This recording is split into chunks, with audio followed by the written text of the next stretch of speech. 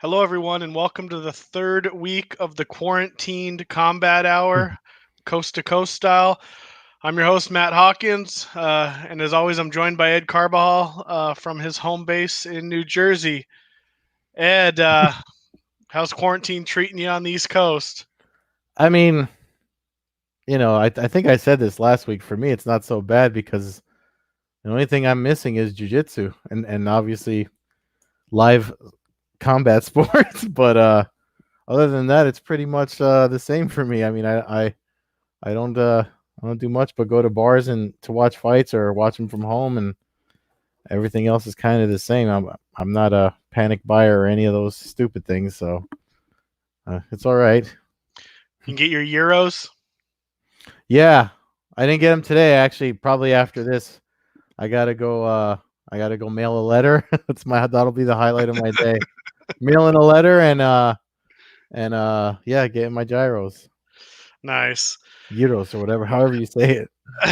well, there hasn't been a ton of action to speak of as you talk about the lack of live sporting events, but Yeah. one person who really didn't surprise us by not being able to maintain the quarantine was Mr. John Bones Jones. Um, whether there's a quarantine or not, that guy seems to manage to get alcohol fueled and get into his car and head around town. I don't even know what to say at this point Yeah. anymore. I think we've all made jokes. We've all you know thought we felt sorry for the guy, but I don't know. I mean, I don't know what your opinion on the situation is. It just seems like it's becoming a revolving door at this point. I saw it when it happened. I get the news alerts and stuff, so I shared the Albuquerque article that everybody cited. Obviously the big MMA sites like Junkie and Fighting went and reached out to law enforcement and stuff like that. But I was just like, I said, here, I just tweeted out the original article that first reported it, the KOAT. I don't know what the acronym stands for out there in Albuquerque, but I was just like, here's your news for the day because that's what everybody literally jumped on. Then the dash cam footage, and it's like, everyone's so thirsty for clicks and news because nothing's going on. That was like that happened what, Friday, Thursday or Friday? I don't even remember. Yeah, I'm not sure exactly, but yeah, But end of the week. yeah, I was like, you know what, y'all can have that. I'm over it. I'm over him and his stupid decisions. I mean, it's embarrassing for him. I almost feel I kind of side with like Daniel Cormier said on and when he did his thing with Helwani over there at ESPN. He was just like, I just feel bad for him. Like, I'm not going to kick a guy when he's down, and I'm not either. I mean, we all handle what's going on, in different ways. I like to keep busy. You're actually, you folks don't know, but you still got someplace to be every day. You're an essential worker. Uh, but it's like, I honestly, I was just like, it is what it is, man. I'd rather look ahead instead of looking at, how he handled whatever's going on. I don't mind being home. So Well, yeah, I mean, we're not going to dig too much into it. Everybody knows the reality of the situation, and fans of the sport certainly know his past. But if we're going to look ahead a little bit, where do you see the light heavyweight division going at this point? Do you think we're going to see repercussions from Jones? Whether let's assume he doesn't go to jail. yeah, I'm seeing reports now saying that that's possible. I don't think it'd be the worst thing in the world for him at this point. Maybe a little bit of a reality check. I mean, I don't think we need to lock him up for 6 months or anything, but yeah. 30 days in jail might not be the worst thing that could possibly set him straight a little bit. But where do you see the light heavyweight division going? What do you think they're going to do with the belt? Does he keep it? Does it become vacant? What's your opinion? I mean, we're at a point that with everything. I mean, and I know we're going to get into that toward later, but with the state of the sports right now, I mean, I mean, stripping him would be like it's not something that's going to matter. I mean, how many times has he not had the belt removed from his waist only to get it back as soon as he's able to come back? But as far as the division is concerned, I mean, I think it would be wise to let him know that with his history and his actions to kind of I mean, the UFC won't do tournaments or anything like that, but put the top contenders to fight for the actual title, not another interim. We had enough of those in 2018 and 2019, and just kind of like show like they've definitely done it before. They did it with McGregor and shown that they don't need, you don't need your stars once they get their heads full. You can move on without them, and I feel like that's probably what they should do. As far as depending on what, obviously they're all gonna say the same thing. We have to see what the courts and the laws, and then we'll probably react off of that. But if they throw the book at him, then the UFC needs to follow suit and have the other light heavyweights fight amongst themselves to get the strap. Yeah, I mean, I tend to agree with pretty much what you just said. I think that they do need to there has to be some kind of punishment for him. I don't think this is something whether the law decides to back away or not. He's a representative of the UFC. He's a representative of the sport, Mm-hmm. and I think that they need to. I just think it'll be a good move on the UFC's part to at least show that you're taking this seriously. Again, Jones probably gets his belt back. I see this as a perfect opportunity to take the belt away, get Blankovic, Reyes, um, and Santos, those guys, some kind Mm-hmm. of round robin tournament for the belt. And then this is a good opportunity for me. What you put Jones on suspension, allow him to bulk up a little bit, and tell him you want him to make a run at some of the heavyweight fights. Um, just steer clear of the belt for a few fights. I mean, the way the pace right now, we're not going to see any fights likely for a couple months No. at the minimum. So let's say Jones maybe fights once. Let's say they give him a 6-month suspension. He's clear to go come, end of the year. He fights a heavyweight fight. Fights another heavyweight fight 6 months later. Maybe fights for the heavyweight title at the end of next year. All of a sudden, you've kind of pushed everything in the past. He's not so much in the spotlight because he's not a champion, and you've just kind of. But you got to do something like that. I just don't think you can just act like this is no big deal. Um, he's got another one, a DUI on the books already from what about 10 years ago, and then I think he essentially dodged what would have been a third one um, when he ran away from the car. Um, so I mean, 3 DUIs, you're pretty much going to jail. Yeah. Um, that's a serious thing. You're never seeing a driver's license again for the rest of your life in a lot of states. So I don't know, but I think it's just time to kind of move on. Right now is the quiet time for the UFC. They can kind of do it and it not be. I mean, I guess it'll be headline news because there really isn't any other sporting news, but it won't be something that fans can really, uh, uh, simmer on constantly. As when normally we have events every weekend when Yeah. people are talking and people's faces are in the spotlight. But yeah, so that's the Jones news. Um, we did get a little bit of combat this weekend. Um, at least some of the submission grappling combat in Submission Underground, Chael Sonnen's event that he normally runs out of Portland, Oregon. What this one was in some kind of like corn silo or something like that. Yeah, he kind of get. I mean, everything he was keeping under wraps, he kind of let out during the broadcast. So if you're a Fight Pass subscriber and you want to get some fresh combat content in your eyes, or cross your eyes over some technique and stuff like that, during the broadcast, he did the commentary and everything all by himself. Had everyone separated, which was crazy outside of the grapplers, obviously. But I mean, it's weird watching something like that without a crowd, though. I have to say, like MMA, I don't mind so much because you can hear corners and there's people yelling and all the footwork and stuff, the cage making noise. I mean, but it was funny because Jake Smith, who's been on this podcast, I actually got to talk to him before, like days before that event, because he was, a lot of guys that from that area were tapped last minute to come on the card, obviously with all the travel restrictions.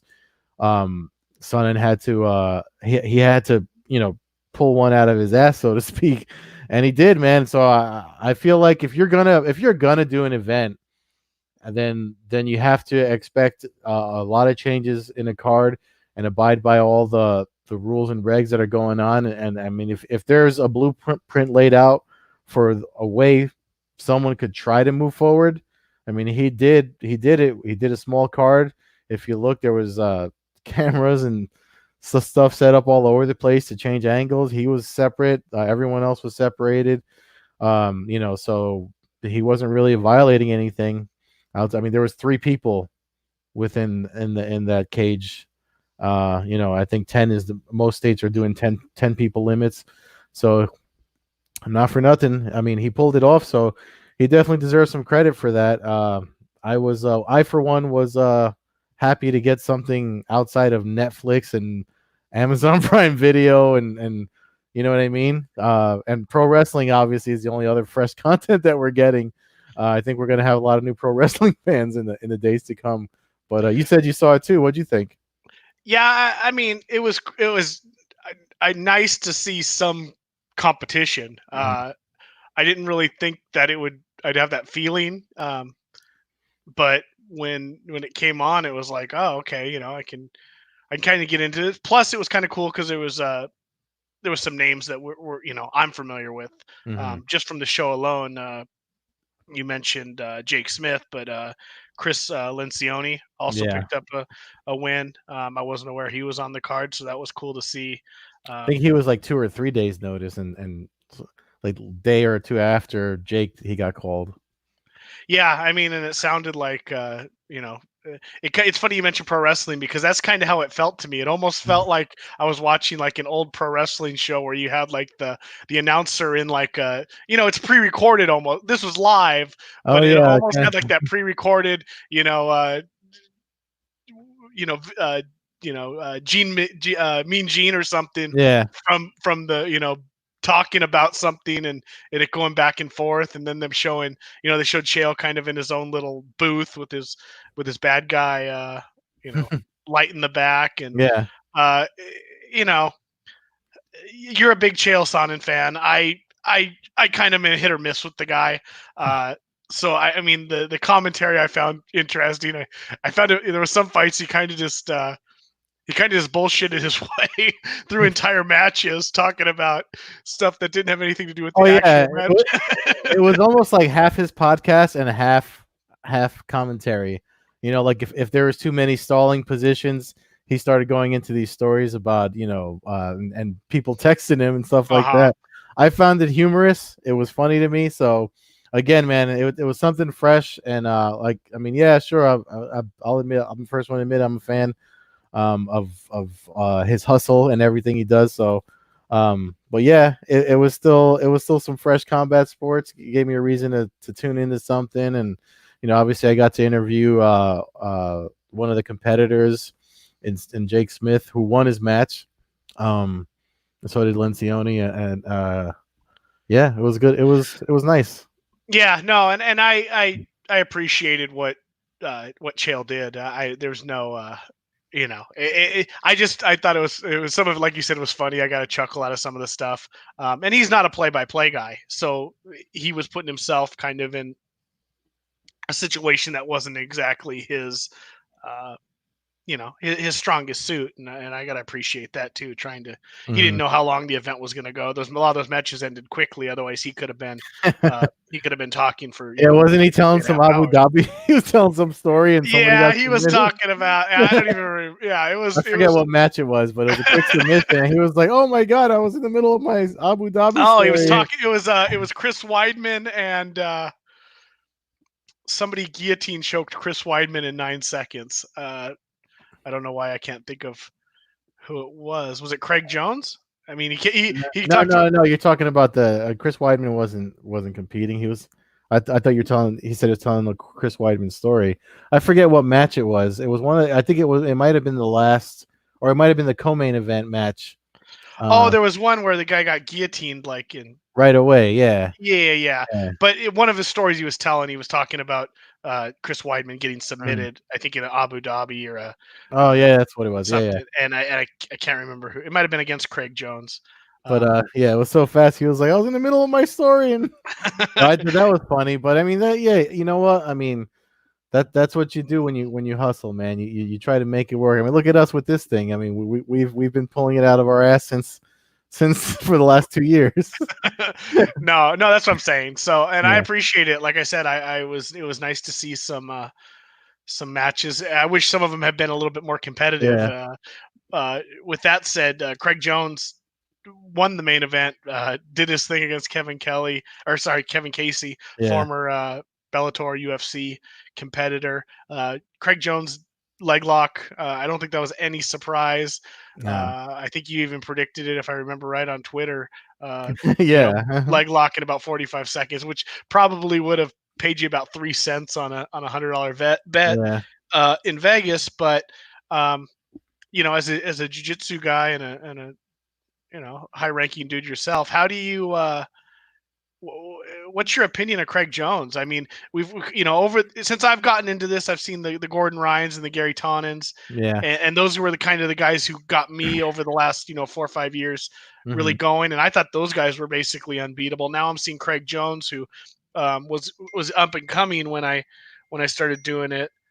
Um, but he seems to have taken over at this point. Is it uh, what is it? Is it just that good, or are we just seeing him matched up with a lot of guys who really shouldn't be in there with him, or a No, I combination of both? I think it's more of when you look at martial arts, and we a lot of the guys probably discuss this before and after training, and it's one of the most evolving martial arts out there as far as like as someone, I did karate for 11 years. I did Ishinryu karate for 11 years, and if someone goes and joins an Ishinryu karate school now, they're going to go learn the same moves that I learned. You know what I mean? Like there's not going to be much new. My instructor made some modifications to some things because he came from wrestling. That's kind of how I got the grappling bug.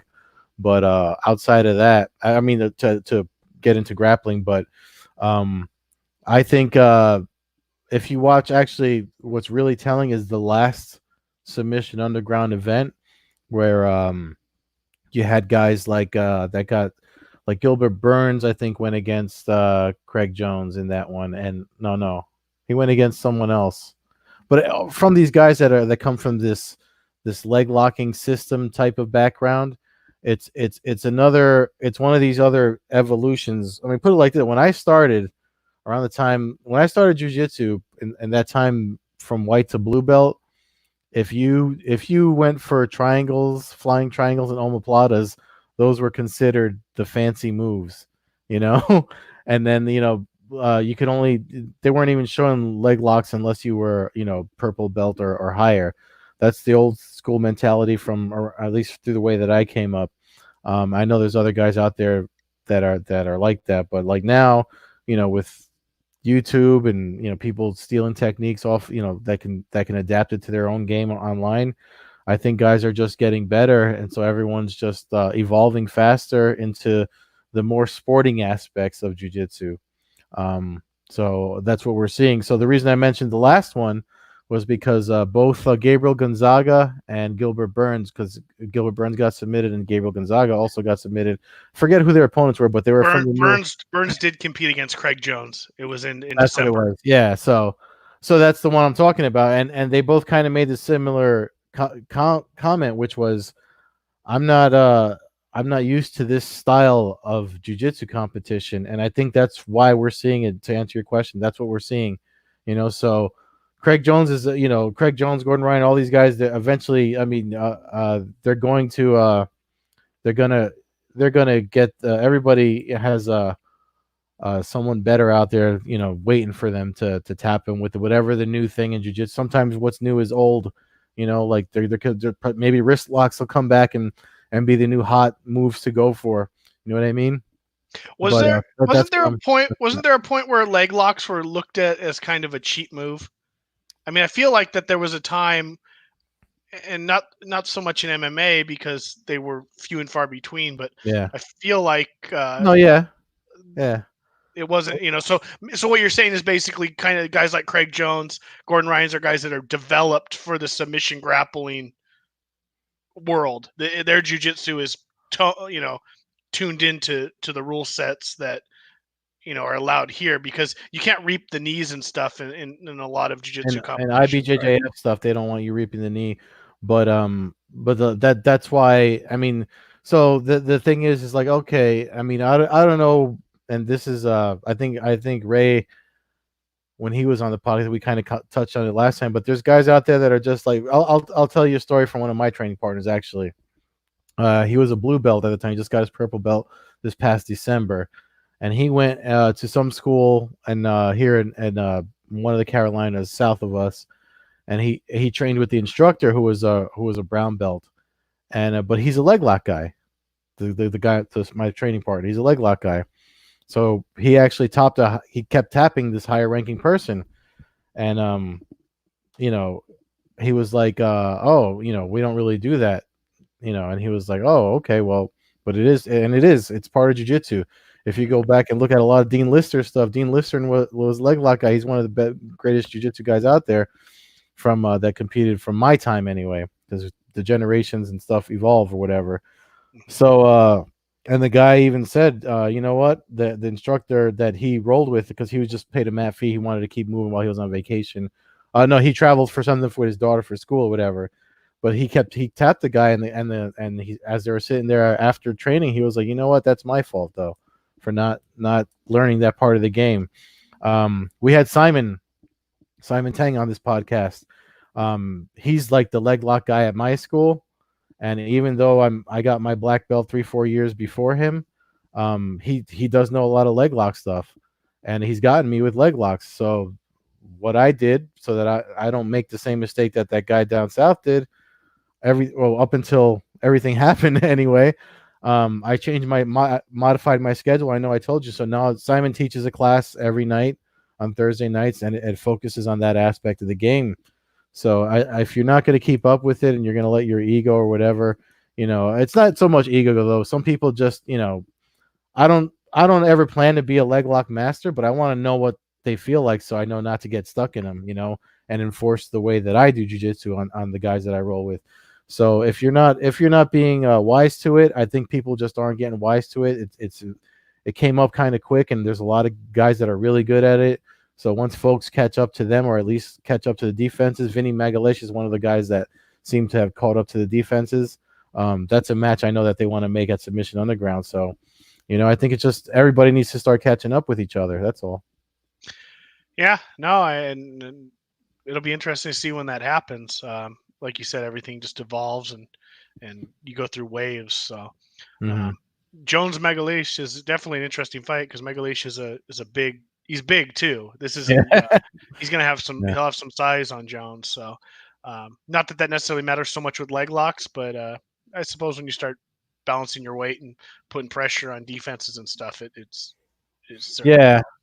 Yeah, I could go on and on about it, but there's stuff that he did when he went. I think he went against Gordon Ryan and won on points in or advantage points. I forget what where they competed, but that's the reason why his name pops up, and his name popped up for Submission Underground, because one of the things he did was a lot of guys tried to they play footsies with it's. I say that it's like when someone goes for a leg lock, the guy getting attacked goes for a leg lock, and from my experience, I've learned it's better to get out of.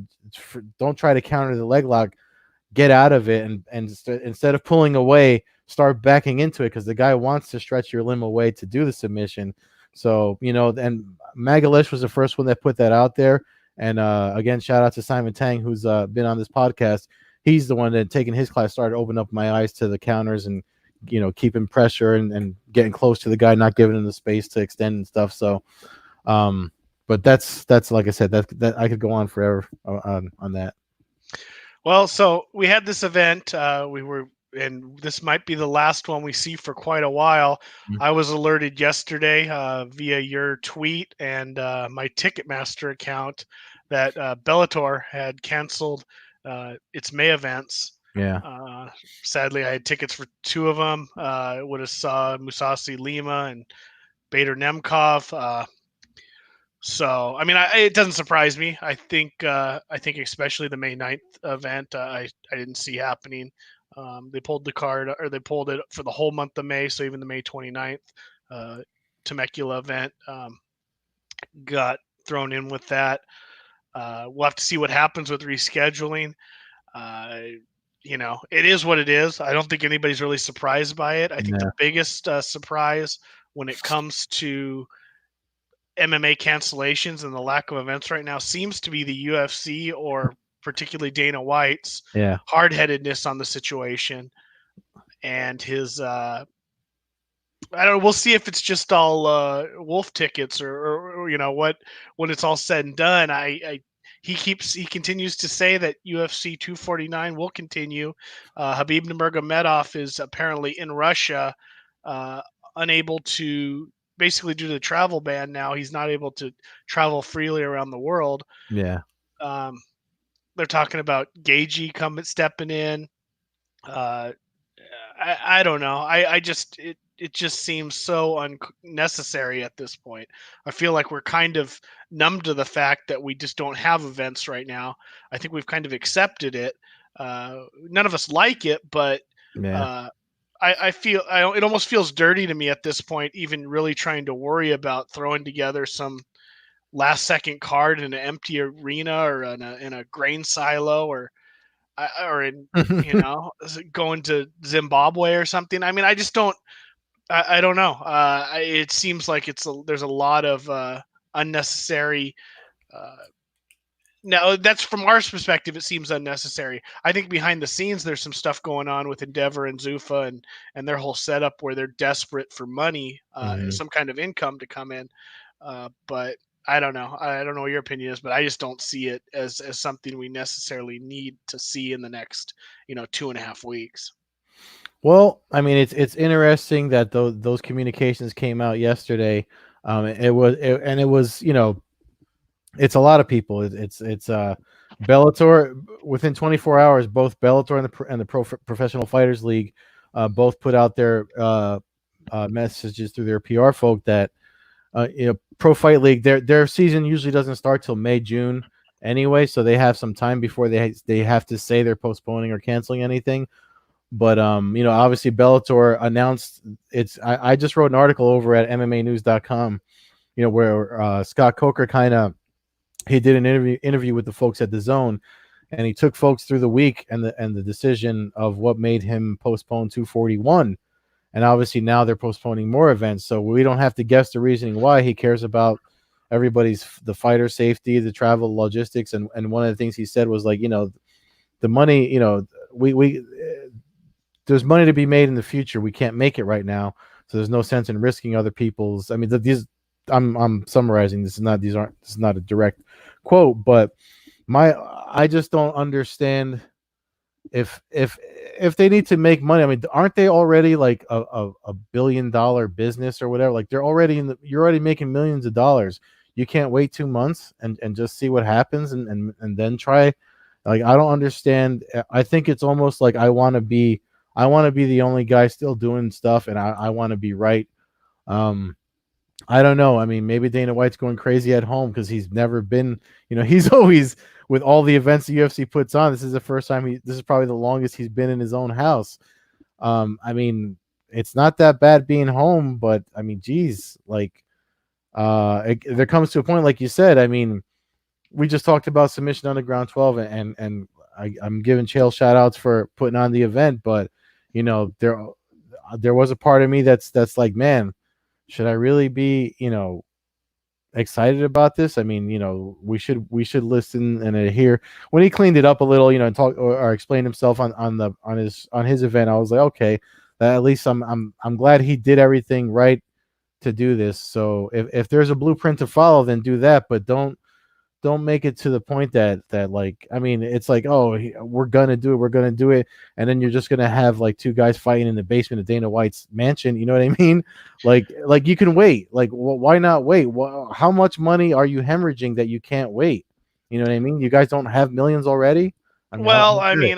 mean, they had their situation where they paid their dividends out. Mm-hmm. So a couple weeks prior to this, there was reported that they gave payments of about $300 million to Uh-huh. investors. Um, I mean, I don't know. I know Endeavor. I don't know the whole. I don't know the whole business model. I know that they're involved in a bunch of stuff, Yeah. but the UFC itself. I mean, Bellator is owned by Viacom. Um, they have other stuff going on Mm-hmm. that's directly related somewhat to Bellator as far as their pay. I don't. The UFC's just not bringing any money right now. I don't know. They have a huge roster. I don't know what their I here's my thing is Chael put it on his event. He was able to pull it off because, like you said, there's no cornermen. There's no there doesn't have to necessarily be a doctor 10 feet away. There doesn't necessarily have to be judges 10 feet away. There doesn't necessarily have to be, they didn't have the play by play. They didn't have that. In MMA, it's totally different. In MMA, you got to have cornermen, you got to have cutmen, you got to have doctors, you got And to have ambulances, judges, yeah. you got to have commission, you got to have more than one referee. You can't.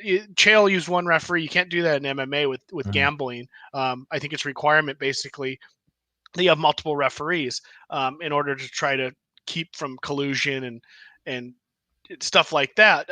Now, I say that's what a commission that's regulating it would be. I'm getting the impression that like Dana White's kind of flirting the idea of just kind of trying to pull this off almost without regulation, like we're 1996 Dothan, Alabama, or something in a tent. I mean, I don't know where he's going to find a state that's going to go, yeah, it's cool. Let's just put 50 people in a room. Let's broadcast a pay-per-view from here. And, I just don't see how that's going to happen, or it's going to be in some, you know, third world country basically that's going to allow it to happen just because it's the UFC that wants to happen. So, I don't know, but we'll see what happens. Yeah, I don't know. I don't know if it's worth it even to try that hard to do it. I mean, it, it, I almost I it makes me think. I mean, going back to martial arts and jujitsu, especially, one of the humbling aspects of the martial art is like you learn that like you're not going to beat everybody. Sometimes you have to know. I mean, it's one of the things they tell you when you get there, like don't let your arm break. You know what I mean? Like you have to know when to tap out.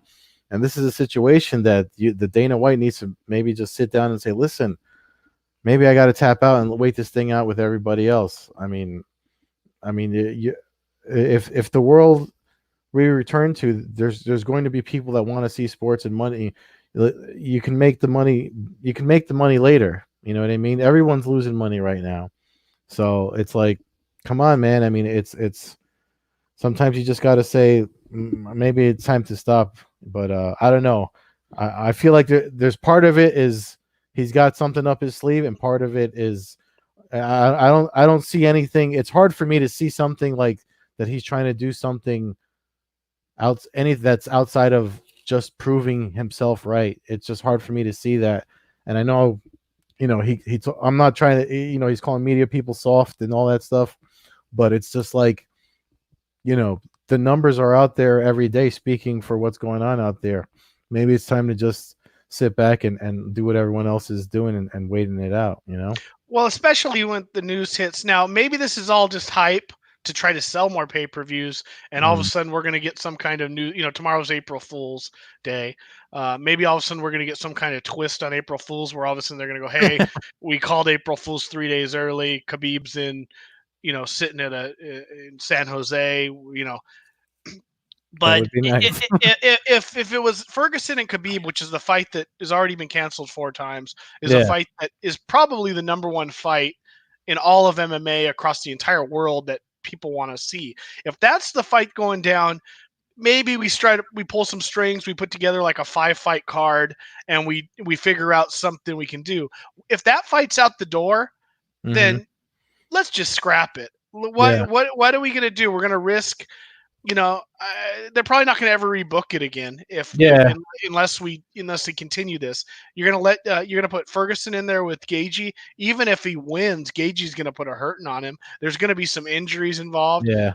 There's going to be some brain cells lost. There's going to be a couple steps taken back on these Yeah. guys' career, you know, lifeline. Basically, Yeah. I mean, Yeah. all of a sudden you're gonna be a couple, a step slower, and I just feel like the problem with Khabib is he's got Ramadan, so that puts us like into September before we could even. So do it in the garden when everything's, you know what I mean? Hey, Like, that's what I'm saying.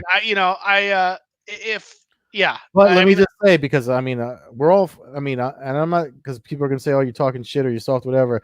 I'm a fucking hypocrite too. If the shit is on, I'm gonna be looking to watch it too. Like, I'm not. I'm not trying to say, you know what I mean? Like some people try to act like they're the holier than thou. I'm not one of them. I do want to see the fight, but if they said let's wait, then wait, and that's not going to bother me either. Yeah, no, I mean, I'm the same way. I'm gonna watch it Yeah, if it's on. I'm not yeah, trying to act like I'm holier than thou. I'm yeah. just saying that if it was my choice, especially with Habib out of the picture, I'm moving on. What I mean, I just can't.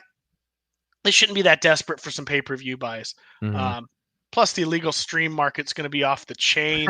You know what I mean? Like, Yeah, let's. yeah. Because I can't watch it. I can't go to a bar and watch it. Yeah, I mean, all of Yeah. a sudden, like, I mean, they're probably not even taking that into perspective. I mean, there's going to be no bar sales. There's going to be, you're going to limit it down to you know, the the minuscule number of people who actually really order through ESPN Plus these Mhm. days. It just doesn't seem necessary to me. I don't understand why we're not I would seeing. I wouldn't be surprised. I mean, I'm sorry to cut you off, but I wouldn't be surprised only because they did it with the Wilder Fury 2, ESPN Plus and Fox. I wouldn't be surprised if they somehow get some sort of other, the way they did it of Wilder Fury, if they partner up for one event to make folks order it the old-fashioned way with the remote type of pay-per-view, if it even happens. Well, I guess we're gonna find out soon enough because I mean, like you said, tomorrow's April 1st, so it's either they're gonna tap out, or we're gonna hear something crazy like some gangs in New York fighting on a boat off just outside of off the coast of U.S. waters or whatever it is. Yeah, I don't know. We'll see, but I don't know. It's going to be an interesting, I'd say, 5 or 6 days here. I think by the end of this weekend, the decision will probably have to be made. I can't. You're going to have to start hearing fight cards. Fighters are going to have to, unless they just decide that there's going to be no weight cutting. We're just going to kind of have an open, free weight. We're going to have some fights. But again, I don't know where you're going to do this at. I don't even know why you're going to go through the trouble with it. Um, people aren't, people aren't going crazy. We're not getting riots because there aren't any sporting events yet. Nah, I mean, it sucks. It You realize how much sports is a part of your life. And um, even if it would just be a baseball game on in the background right now, it would just be for me. It's something that's just kind of there, and it's always been there. So to not have that is definitely strange. The gap in MMA doesn't. Maybe it's because we both lived through the time where you didn't have MMA every single weekend. yeah, Hasn't quite hit me that big of a deal yet. I mean, it's basically what been a month, 3 weeks. I mean, we're kind of we're not there yet. We just had UFC Brasilia, what, 3 weeks ago. yeah. So I'm not exactly going insane over there being, a lack of MMA No, right we had now. the Cage Warriors event, and then we had Submission Underground for folks that don't mind the grappling aspect. Uh huh. So there's been things happening. So So yeah, that's what I mean. It's recent memory. This isn't. We're not saying we haven't had an event since last September, and maybe we'll be sitting here in August going, I don't care if they fight in the middle of a prison yard. We're gonna, we need to see some fights. But as I stand right now, I just don't see jumping the gun. If they put on an event and somebody gets infected or something like that, I don't think it's something that the UFC just. I don't think they can live it down. I don't. It would not be a good look um, for that to happen right now. So who knows? But I know next week we have a guest scheduled. I'm not going to hopefully, drop who that's going to be, but we should have some really cool talk next week. Some really cool stories about some old school MMA stuff and some current jujitsu world stuff and solo training and stuff that Ed's been talking about. I believe you're going to tack on your interview with Arlene Blenkow to the end of this show, Ed. oh yeah, I spoke to her for my MMA news. I can add that to this. We just talked about some her spot as far as the featherweight division in Bellator MMA goes. So that would be if you folks want to listen to that, that'll be on the end of the audio version of this podcast. So with that said, fans can follow us at Combat Hour on Twitter, Coast to Coast Combat Hour on Instagram, myself at MMA Hawk 21 on Twitter and Instagram. Follow Ed at Carbazol on Twitter and Carbeerzol on Instagram. How's your beer count going, Ed? Is it holding steady? It's good. I only had a couple of them. I don't really drink by myself, so Yeah. So Yeah. your levels on your app are a little stagnant. Yeah, I had a couple on Saturday, just because, and then before that with you when we did but I don't I like to go out to bars to drink, and unfortunately that's not a thing we can do right now. So unless I get a phone call or something, or a reason what did I drink on I had 2 beers because I think I was bored and I had 2 beers. But other than that, I mean, so yeah, All it is right. what it is. Well, it's not the worst thing in the world. Yeah. It'll make those $15 beers taste that much sweeter when you get back to the Oh God, bars. can't All wait. right, everyone. Thanks for listening. Ed, look forward to getting our guests wrangled up and talking to you again next week. See you then.